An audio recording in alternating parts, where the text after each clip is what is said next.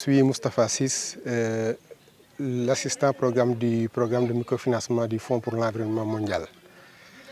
Comme vous le savez, le programme de microfinancement du Fonds pour l'environnement mondial est un programme financé par le GIEF, Fonds pour l'environnement mondial, qui vise à contribuer à la protection de l'environnement global en passant par les communautés, les associations à la base. Donc c'est pour cette raison qu'on est là aujourd'hui, dans le cadre d'un projet qui a été financé à l'association Garabgui.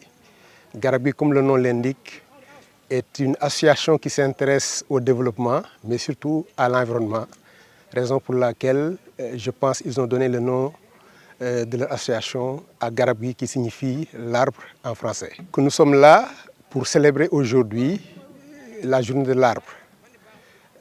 Comme nous l'avons dit, ils ont bénéficié d'un financement du Fonds pour l'environnement mondial, un projet d'éducation environnementale et de sensibilisation. Dans le cadre de ce projet, il est prévu plusieurs activités, dont notamment l'éducation environnementale au niveau des classes de la zone de Darou Khoudoss, que ce soit Fass Boye, Darou Khoudoss, Diogo, etc.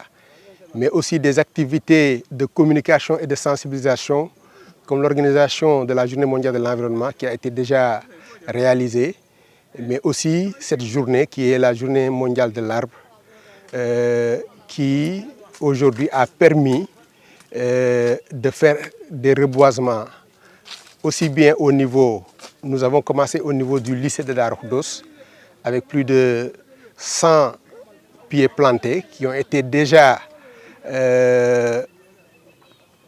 en pépinière réalisés par l'association Garabgui, c'est très important, et qui sont aujourd'hui plantés au niveau du lycée. Le thème d'aujourd'hui, choisi donc par l'association Garabgui, est la contribution de l'arbre à la lutte contre les changements climatiques.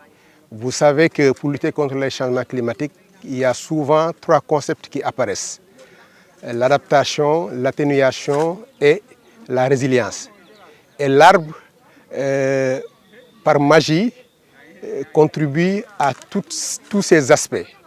Vous savez tous que l'arbre est l'un des principales sources, si je peux dire, puits de carbone.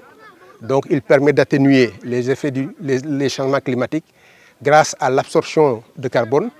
Mais l'arbre aussi permet de s'adapter. Je l'ai dit tantôt, en créant un brise-vent aujourd'hui autour du lycée, ça permet de protéger le lycée des effets tels que les orages, des vents puissants qui pourraient avoir des impacts sur les infrastructures et donc dans le cadre de vie des élèves au niveau de ce lycée. Mais l'arbre aussi, comme vous le savez également, contribue à la résilience des populations, puisque l'arbre souvent produit des fruits qui sont consommables, mais aussi contribue à la fertilisation des sols et à améliorer également l'agriculture, ce qui contribue à la résilience des communautés et de l'écosystème.